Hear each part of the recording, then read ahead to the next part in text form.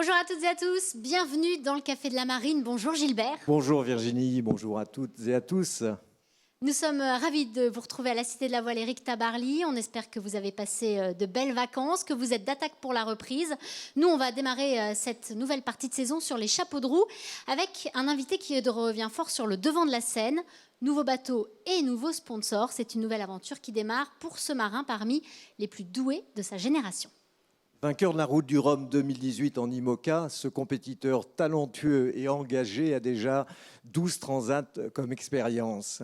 Contraint à l'abandon sur le Vendée Globe en 2016, il sera de retour sur l'édition 2024 avec pour la première fois un monocoque dernière génération à la hauteur de ses ambitions. Heureux de retrouver le sel de la compétition avec son propre projet, il sera au départ de la Route du Rhum dans 2 mois et enchaînera sur The Ocean Race en 2023 avec un équipage de choc dont il vient annoncer la composition. On accueille Paul Meillat. Bienvenue.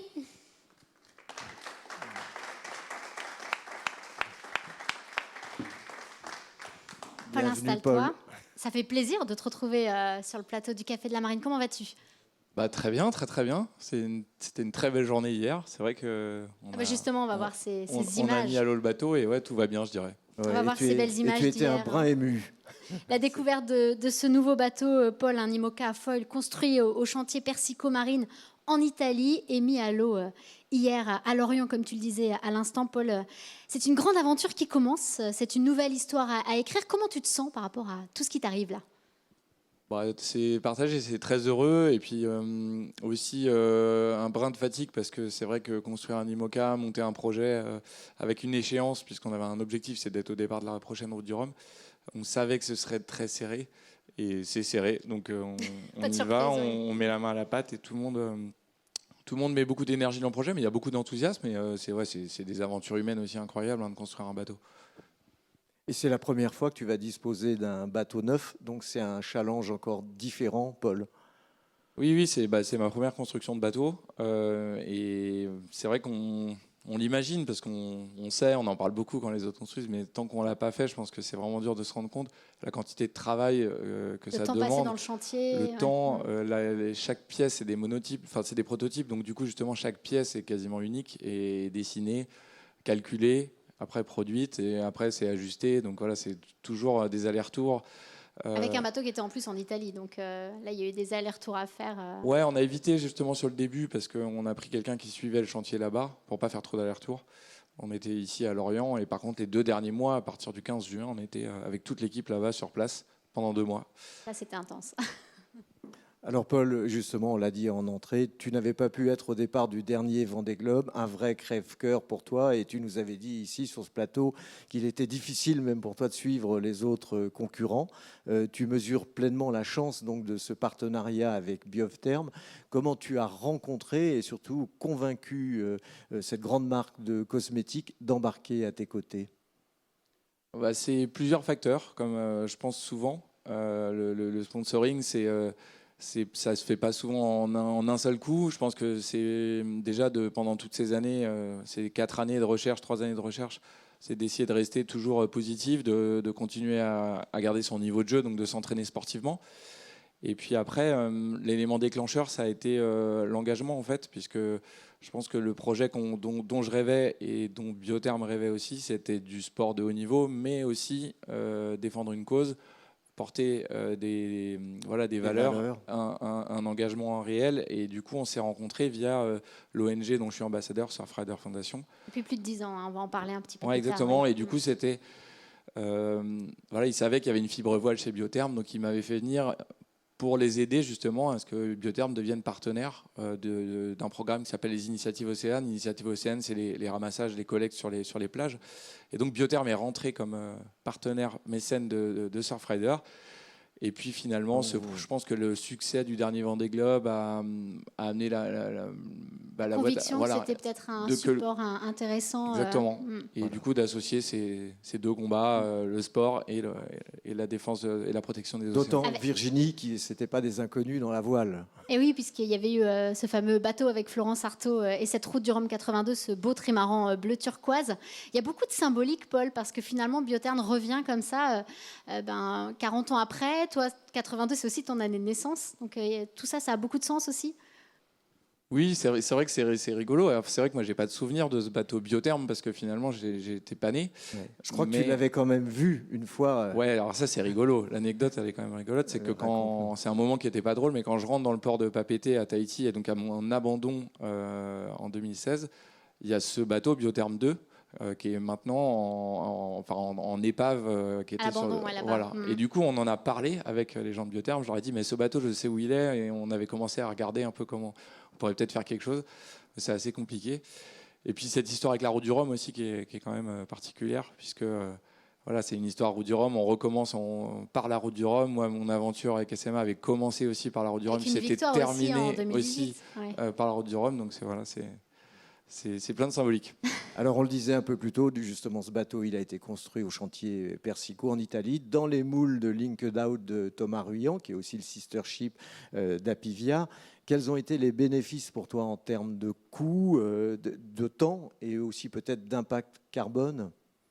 Alors, juste, c'est pas un sister ship d'Apivia. Oui. C'est des moules qui sont légèrement différents, puisque l'équipe de Charlie Oui. avait souhaité apporter quelques c'est vrai. modifications. Mais Oui, il est oui. très très proche. Voilà. Mais c'est Ouais. très proche, vraiment Oui. très très proche. Il y avait plusieurs raisons pour ce choix. C'est sûr que on a gagné beaucoup de temps. Parce qu'on, voilà, comme je le disais au début, on avait un délai très court. C'était même un challenge de construire un bateau. Il y a forcément un impact financier aussi, puisque ça coûte assez cher de construire des moules. Et finalement, ça vient forcément sur le. On fait des calculs d'analyse de cycle de vie, donc d'ACV, quand on construit un IMOCA, c'est dans les nouvelles règles IMOCA, donc on doit fournir le bilan carbone d'une construction de bateau. Et forcément, de ne pas construire de moule, c'est très intéressant. Puisque le moule, finalement, c'est quasiment un deuxième bateau. C'est fait en carbone. Donc quand on peut le mutualiser avec plusieurs personnes, c'est sûr que c'est assez génial. Alors, c'est quand même une vraie course contre la montre, tu l'as dit justement ces jours-ci et depuis plusieurs mois. Pour toute ton équipe, parce que dans 15 jours, tu vas participer au défi Azimut et puis il y a l'échéance de la route du Rhum qui arrive très vite. Alors, comment vous êtes organisé? Ton équipe, elle est quand même moins étoffée que certaines grosses écuries. Oui, bah c'est un projet qui a une philosophie. Après, donc on a essayé d'avoir de la cohérence entre ce qu'on veut faire, ce qu'on peut faire et les gens avec qui on travaille. Donc c'est vrai qu'on se concerte beaucoup, on essaie d'être très pragmatique, très, très réaliste. Et voilà, on sait qu'il y a des choses, de toute façon, en IMOCA, même la plus grosse équipe, elle ne peut pas faire on peut pas faire tout ce qu'on veut en course. On n'arrive jamais, tout prend trop de temps, tout coûte trop cher. Donc on doit toujours faire des choix, on doit toujours arbitrer. Mais là, on a cherché à faire un bateau simple. Finalement, par cette contrainte de temps. Et finalement, moi, ça me va très bien parce que ça correspond à ma philosophie et ma façon de naviguer. J'aime bien les bateaux plutôt simples, polyvalents et qui ne sont pas forcément armés de gadgets dans tous les sens. Il y aura à peu près une dizaine de personnes, tu disais, jusqu'au Rhum, là, avec un noyau dur qui a été composé avec Marc Liardet, qui est ton boat captain, et puis Baptiste Chardon, qui est le directeur technique. Et puis il y a eu ce noyau dur, donc, et puis elle s'est un peu étoffée aussi là, pour le rush avant le Rhum. Ouais, c'est vrai que quand on a attaqué, ils sont arrivés après le début de construction, en début janvier, on était tout seuls dans notre bureau, tous les trois.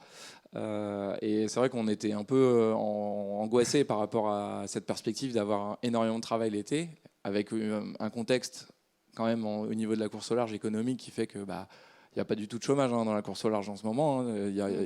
C'est très difficile de recruter. Donc c'est vrai qu'on avait quand même pas mal d'inquiétudes. Et finalement, on est hyper content parce qu'on a formé des jeunes. Il y a aussi des gens compétents qui ont rejoint l'équipe. Et du coup, on a une équipe assez équilibrée. Et puis surtout, une très bonne ambiance qui fait que aussi, voilà, ça travaille bien dans la bonne humeur et du coup avec de l'efficacité. Ouais. Alors sur la prise en main du bateau, parce que le timing, tu le disais, est très très serré, on parlait d'Apivia, qui est quand même très très proche de Linked Out et donc de ton bateau. Toi, tu as pas mal navigué avec Charlie Dalin et sur Apivia, justement, vous avez fait une Transat Jacques Vabre ensemble avec une belle deuxième place en 2021. C'est pas le même bateau, mais ça te permet quand même de gagner un peu de temps, tu dirais, sur la prise en main de ce nouveau Biotherm, d'avoir navigué sur Apivia. Bah, énormément, c'est sûr. Et puis aussi le fait de construire un bateau qui ressemble, enfin qui est quasiment le même que Linked Out. Alors je connais pas bien Linked Out, j'ai pas pu le visiter et tout à l'intérieur. Je connaissais très bien Apivia. Et donc du coup, on a essayé de prendre en fait ce qu'on estimait le mieux et ce qui correspondait le mieux à notre philosophie, notre projet sur les IMOCA qu'on connaissait. On s'est pas lancé dans du développement de nouveaux systèmes. On a changé les safrans, mais on a remis un système qui était éprouvé. On a changé Un peu les traves aussi. les traves. Ça, c'était une possibilité avec Guillaume Verdier qui nous a tout de suite proposé de le faire. On a changé les foils, on a mis des choses de dernière génération. On a Il est un peu mis à jour le bateau, Mmh. mais on ne s'est pas lancé dans des développements de fou. Et c'est déjà très compliqué de construire un IMOCA. Alors, si tu n'avais pas ton propre projet, tu as quand même pas mal navigué en équipage réduit ces dernières années, et notamment avec Sam Davis, dans une autre Transat Jacques Vabre, c'était en 2019. Qu'est-ce que Sam aussi, elle t'a apporté?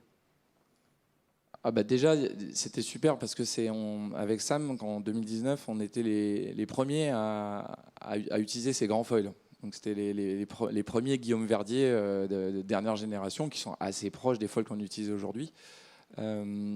Et du coup, c'est vrai que ça m'a permis d'appréhender, puisque quand moi je sortais du projet CMA, je naviguais pas sur des bateaux à foil. Donc c'est vrai que j'ai eu la chance de naviguer pendant 3 ans sur des bateaux à foil. Assez tôt finalement, ouais. Ouais, donc ça c'était super. Et puis après, avec Sam, je crois que sa plus grande force à Sam, c'est l'énergie, la capacité à mobiliser une équipe. Voilà, beaucoup d'enthousiasme. Elle fait confiance aux gens, elle est très travailleuse. Donc voilà, c'est dans le management, voilà. C'est quelqu'un qui est très inspirante. C'est vrai qu'il a managé un équipage autour du monde, un équipage féminin, mais toi, c'est justement une navigatrice avec laquelle tu aimerais avoir l'opportunité de renaviguer? Oui, bah, c'est sûr. Hein. Après, c'est vrai que les projets IMOCA sont très prenants. Donc elle a son projet Initiative Cœur, et oui, moi j'aimerais beaucoup en naviguer avec Sam, hein, c'est sûr. C'est quelqu'un qui apporte beaucoup, qui a beaucoup d'expérience, qui est très facile aussi à vivre. Et justement, moi, on a un petit peu pareil là-dessus. Elle est très pragmatique. Elle arrive à prendre beaucoup de recul par rapport aux choses pour aller à l'essentiel. Donc ça, c'est assez intéressant. Une belle qualité, ouais, sur un bateau. On va parler des échéances sportives et donc de cette route du Rhum. On le disait, Paul, tu as gagné l'édition 2018. Là, il va y avoir quand même un parcours de qualification à faire avec ce nouveau bateau, un parcours de 1200 milles. Ensuite, ça va arriver très vite. Hein. Il faut être, le départ, c'est le 6 novembre. Il faut être une dizaine de jours avant à Saint-Malo.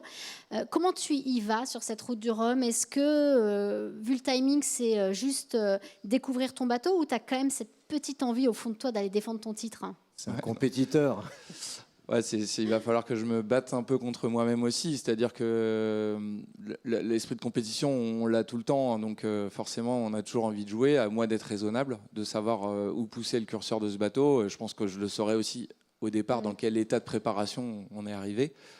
C'est évident que la grosse différence avec il y a 4 ans, c'est qu'à 4 ans, j'étais en fin de cycle. Donc c'était les avec 4 un bateau années, extrêmement fiabilisé. voilà, 4 années que tu connaissais sur le bout des doigts. Très bien. Moi, j'ai pas fait la dernière course en solitaire que j'ai faite, c'est la route du Rhum. Donc ça veut dire que ça ferait 4. Là, quand je vais partir sur la route du Rhum, ça fera 4 ans que j'aurais pas fait une course en solitaire. Donc c'est pas le même degré d'aboutissement d'un projet. Ouais, et l'IMOCA est un petit peu plus compliqué que le vélo. Enfin, donc, du coup, voilà, je vais pas me mettre là où je suis pas. Et donc je suis pas au niveau de préparation d'Apivia, de Linked Out, de Thomas, etc. Après, néanmoins, il y a 4 ans, quand j'ai pris le départ de la route du Rhum, j'étais pas du tout dans une position où je pouvais prétendre à la victoire, etc. Donc pour moi, il peut tout se passer sur une course. Je ne suis pas du tout favori. On a un gros programme derrière. On va fiabiliser le bateau. Mais n'empêche que voilà, je ne vais pas faire de la croisière. Quoi. L'idée, c'est quand même de faire de la compétition et avec les moyens que j'aurai à disposition. Alors l'objectif, c'est aussi justement ce Vendée Globe 2024. Mais avant, il y aura une course extrêmement importante, The Ocean Race en équipage. Écoute, ça fait longtemps que tu parlais de cette course. Tu es vraiment motivé pour quelles raisons? Alors déjà, en Figaro, c'était une course qui m'intéressait vraiment. Moi qui avais fait de la voile olympique, mais pas forcément, j'avais pas adoré je dirais beaucoup plus d'enthousiasme avec la course au large, mais j'ai adoré les années Figaro. Avec la monotypie finalement aussi, des bateaux très proches. Ouais, et puis la régate pure, c'est-à-dire que du coup, avec peut-être une confrontation un petit peu plus, même si le niveau IMOCA est énormément monté. C'est vrai que ça ressemble plus du tout à ou des courses où on pouvait être que une petite dizaine Vous au êtes début. tellement nombreux avec des Puis beaux donc, projets. mais cette course-là, le fait de pouvoir se mesurer aux meilleurs marins de la planète, mais pas que français, l'America's Cup, les médaillés olympiques, tous ces gens-là, je trouve ça génial. Et puis, je crois que surtout, ce qui me plaît dans cette course, c'est l'atmosphère aussi de voyage et de se dire qu'on ne va pas revenir au même endroit, on va sortir un peu de notre Bretagne, on va aller... parce qu'un bateau, c'est quand même plutôt fait pour transporter des gens ou aller d'un point A à un point B, transporter du maître. Enfin, voilà, je reste quand même assez attaché au symbole des choses, quoi. Voilà. Il y a cette notion de voyage et de découverte. Exactement, ouais. Et alors, c'est vrai que certains marins font le choix, avant un Vendée Globe, de se dire c'est une année où on privilégie vraiment le solitaire. C'est pas le choix que tu fais. En quoi le fait d'aller naviguer comme ça autour de la planète en équipage va pouvoir te servir malgré tout en solo derrière? Ça va surtout servir à fiabiliser le bateau et à le développer. C'est quand on a fait le choix de... Justement, j'expliquais tout à l'heure que le bateau est relativement simple. C'est-à-dire que du coup, on a misé sur le fait qu'on sera opérationnel peut-être un peu plus rapidement qu'un bateau compliqué. Et du coup, on va récupérer peut-être ce petit déficit de performance par plus de temps sur l'eau et donc plus de progression à régler les voiles, à utiliser le bateau. Et à le pousser à 100% aussi. Exactement. En équipage. Ouais. Et c'est vraiment quelque chose que j'avais ressenti et utilisé sur SMA. Et du coup, avec le bateau Biotherm, on va vraiment capitaliser là-dessus. Et donc, je pense qu'il n'y a pas mieux que de pouvoir faire un tour du monde 2 ans avant, et surtout en équipe, donc avec des gens. C'est-à-dire que quand on fait du solo, on va dormir. Si le pilote il fait des petits trucs qu'on aime, bon, si on n'est pas à côté, on ne se rend pas compte. Donc là, on va avoir tout le temps une personne à côté qui va noter, dire dans ces conditions-là, voilà, ça marche mieux comme ci, ça marche mieux comme ça. On aura du speed test. Donc je pense qu'on va finir cette course, on saura vraiment tout ce qu'il faut faire sur le bateau. Tu as constitué un équipage de choc mixte et international parce que tu voulais pas que ce soit quand même simplement une bande de Bretons pour t'accompagner dans cette aventure. Parle-nous un peu de cette Dream Team, Paul. Ouais, bah le côté, moi j'adore, hein, les copains bretons, c'est super, hein, on s'entraîne, on rigole, c'est génial, mais je trouvais ça dommage de ne pas profiter de faire cette course pour justement aller chercher ce qu'est cette course. Et cette course, c'est ça, pour moi, c'est une course anglo-saxonne, avec une culture d'équipage. Donc je voulais avoir quelques éléments qui puissent vraiment... donc c'est pour ça, Giulio Bertelli, qui vient plutôt du Team Prada, de l'America's Cup, qui navigue sur des bateaux à foile très rapides, sur les GC32, sur tous ces circuits-là. Mariana Lobato, qui est une équipière reconnue sur tous ces circuits qu'on ne connaît pas trop, parce qu'on connaît son frère, hein, qui était en Francisco Figaro. Lobato. Mais elle, voilà, Jeux Olympiques en match racing, elle fait beaucoup de multi-50 aussi. C'est d'autres disciplines qui apportent énormément aussi, l'Olympisme, la Coupe de l'Amérique, toutes Exactement. ces expériences-là qui peuvent apporter. Et puis après, bien sûr, la partie, parce qu'on reste 4 sur un IMOCA, donc on a besoin d'être très autonome finalement. Donc voilà, il faut des gens qui puissent naviguer tout seuls quasiment, donc Anthony Marchand, Damien Seguin, ou des profils comme Amélie Grassi qui ont fait quasiment que du solitaire en fait. Voilà. Et cette équipe, elle pourra s'enrichir parce que tu as dit que pour l'instant, c'est peut-être pas figé, quoi. Oui, non, on va avoir probablement au moins 2 personnes en plus. Voilà, parce que justement, c'est difficile. Je le disais aussi, c'est que le contexte actuel en course au large fait que tout le monde est pris en fait, et c'est génial. C'est-à-dire que tout le monde a son projet, tout le monde navigue déjà. Donc les places c'est assez difficile de recruter. Mais du coup, c'est pareil que l'équipe. J'avais un peu peur et finalement, je me retrouve avec un super équipage, donc je suis vraiment content. On suivra ça de très près. Alors, juste pour revenir sur tes expériences passées, parce que tu commences à avoir une très très belle expérience quand même. Alors, tu as connu de magnifiques succès. On parlait de cette Road Run 2018. Tu as connu aussi des moments difficiles. Tu parlais de ton arrivée à Papeete tout à l'heure, avec cet abandon qui t'avait beaucoup marqué dans le Vendée Globe, alors que tu étais au point Nemo, c'est ce qu'on appelle le plus éloigné de toute terre. Et puis, il y avait eu aussi cet élitreuillage sur la Transat Saint-Barth-Port-la-Forêt. Tu avais dû laisser ton bateau qui avait dérivé, qui avait été récupéré blessé, ensuite...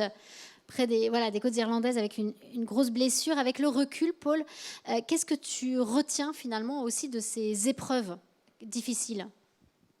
Je ne vais pas faire la phrase bateau, mais forcément, c'est des années qui comptent double ou triple, quoi. On apprend très très vite. C'est comme cette année de construction de bateau. Finalement, j'ai fait du Figaro un peu cet hiver, je me suis entraîné un petit peu, j'ai pas beaucoup régaté, l'année dernière beaucoup plus. Mais voilà, c'est très important. Des fois, on a des expériences nouvelles et c'est les déclics. C'est là qu'on franchit des paliers en progression.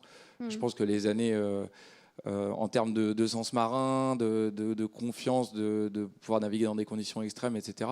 Finalement, ces années-là, elles m'ont énormément aidé. Et aujourd'hui, voilà, je me sens, si je me sens aussi à l'aise pour traverser, d'avoir fait 12 transats, voilà, c'est vrai que ça permet d'avoir une confiance qui permet de se lancer dans des défis sans trop cogiter parce qu'on n'a pas le temps, quoi. Oui, parce que ce sont quand même de sacrés défis. Et on va parler également de ton engagement. On le disait, il y a beaucoup de sens aussi dans cet engagement avec Biotherm. Ça s'est fait avec la Surfrider Foundation. Tu es ambassadeur depuis 10 ans de Surfrider et tu travailles notamment avec des enfants. Hein. Tu as créé ce projet L'échappée bleue qui te permet d'emmener des enfants naviguer, de leur faire découvrir cet univers, de beaucoup les sensibiliser aussi. Tu t'es énormément investi, Paul, ces derniers temps dans ce type de projet aussi. Alors ça, c'était surtout l'année du confinement en 2020, où j'ai vraiment passé plus de la moitié de l'année à travailler, à monter ce projet, à l'imaginer.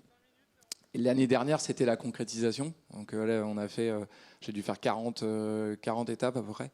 Et on Toutes, voit en les fait. images, là. images, ouais, Je les ai c'est toutes vraiment- faites, c'était vraiment super. Et par contre, cette année, forcément, j'ai beaucoup moins de temps. J'ai quand même fait une étape à La Rochelle et on va les avoir à l'Azimut, puisqu'on a un partenariat aussi avec la Cité de la Voile, d'ailleurs, qu'on a ici, puisque les enfants, on a eu une opération à Lorient pendant l'été. Et les enfants de l'Annester sont venus à la Cité de la Voile. On va faire un partenariat à l'Azimut avec tous les skippers qui aussi font visiter leurs bateaux. Ils vont naviguer sur des Pendwick, je crois, hein, Et les ils enfants, vont aussi ouais. naviguer sur des Pendwick. Et puis on va répéter ça à la Route du Rhum. Donc voilà, c'est vrai que cette année, on va faire 450 enfants avec une opération aussi en Guadeloupe. Donc voilà, c'est vraiment génial. C'est génial, ouais. Alors je reviens à ton partenariat. Biotherm, c'est la marque vitrine du développement durable au sein du groupe L'Oréal. Ils sont eux aussi très impliqués, tu l'as dit, dans la protection des océans. Certains produits sont à base de plancton. C'est ce partage de valeurs qui a permis finalement ce projet d'exister ou surtout qui donne du sens à ce partenariat. Oui, bah, Biotherm, c'est l'eau, parce que c'est même tous leurs produits sont vraiment à base de plancton. Et du coup, depuis le début, ils s'engagent sur la protection et surtout sur l'aide de différentes ONG.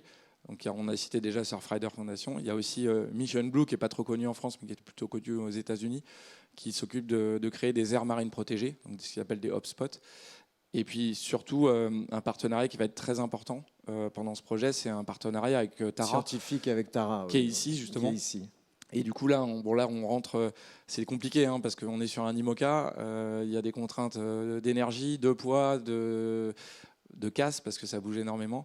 Mais on va très vite mettre en place quelque chose qui nous permet d'étudier le plancton autour du monde pour enrichir, bien sûr, les connaissances scientifiques. Mais nous, moi, je ne suis pas scientifique, donc je ne vais pas pouvoir vraiment faire grand-chose.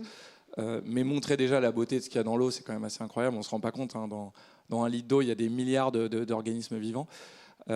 Et surtout le partager avec les enfants à travers des contenus pédagogiques, etc. Donc ça, c'est vraiment important. Bravo pour ce partage, Paul. Ouais, c'est superbes initiatives.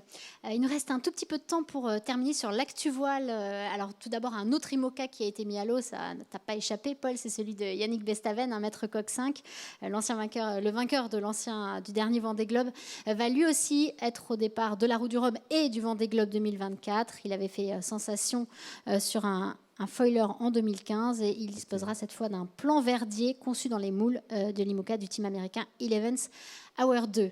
Et puis l'actualité, c'est aussi la solitaire du Figaro. Tu en parlais tout à l'heure, Paul, cette solitaire. La deuxième étape vient de s'achever. Et décidément, les bisous sont en forme, Gilbert. Oui, effectivement, Virginie, puisque après Davy Baudard qui s'était imposé dans la première étape après un joli coup de poker, c'est un autre bisu qui, lui, s'est imposé à Royan. Guillaume Pirouel, le skipper de Région Normandie, et il a remporté ce deuxième acte qui était fertile en rebondissement et qui a surtout mis les nerfs des solitaires à rude épreuve. Il avait 3 minutes d'avance sur Achille Nebou et un quart d'heure sur Tom Laperche. Cette longue étape donc, qui menait la flotte à Royan, eh bien, elle redistribue totalement les cartes au général. Davy Baudard, donc le leader au départ de Port-la-Forêt, termine 22e, là, plus de 4 heures de Guillaume Pirouel, qui s'empare de la tête du général et de la première place du Trophée des Bisous, bien sûr. Mais attention, Tom Laperche, l'incontournable favori de cette édition, est en embuscade à simplement 15 minutes. Et en fait, il y a 5 concurrents qui se tiennent en 1 heure. C'est dire que le suspense va vraiment rester entier avant la 3e et dernière étape qui ramènera la flotte à Saint-Nazaire après un aller-retour dans le golfe de Gascogne via la Corogne. Paul, toi, tu connais ça, La Solitaire du Figaro. Donc, c'est toujours fidèle. Les scénarios sont toujours invraisemblables. Ouais, je trouve encore plus depuis que c'est le Figaro 3. Et du coup, ouais, c'est intéressant. Puis là, il y a une nouvelle génération qui arrive. Voilà, c'est assez génial. J'ai pas trop le temps de suivre. On s'en doute, mais tu passes pas ton temps sur la cartographie. J'ai vu les images, il y en a qui arrivent de nuit, il y en a qui arrivent où il fait vraiment jour, donc on se dit qu'il y a des écarts. Oui, sur cette étape, il y a eu des écarts, effectivement. Beaucoup de suspense. Et puis un dernier petit mot pour vous signaler le départ ce dimanche de la 2e édition de la Golden Globe Race au Sable d'Olonne. 16 skippers engagés, dont 2 Français. On rappelle que c'est le tour du monde à l'ancienne. Voilà, pour seul compagnon de route, il y a une radio et un sextant. Donc sans matériel moderne. Voilà pour ce tour du monde, mais vraiment à l'ancienne, ce Vendée Globe à l'ancienne. Voilà, 2 Français en fait sur 16 partants. Cette fois, c'est Damien Guillou et puis Arnaud Guest qui défendront la bannière tricolore. Pour aller chercher un titre qui avait été remporté par Jean-Luc Van Den Heede en 2018. Merci beaucoup, Paul. C'était un bonheur de te recevoir sur le plateau du Café de la Marine. On va évidemment te suivre de très près sur le défi Azimut et puis au départ de la Route du Rhum à Saint-Malo. On remercie Arnaud et Fabrice à la réalisation. Et puis nous, Gilbert, on va se retrouver dans 15 jours justement sur ce défi Azimut. Avec la crème des IMOCA à Lorient-la-Base. 30 skippers engagés. À très vite. Merci. Bye bye.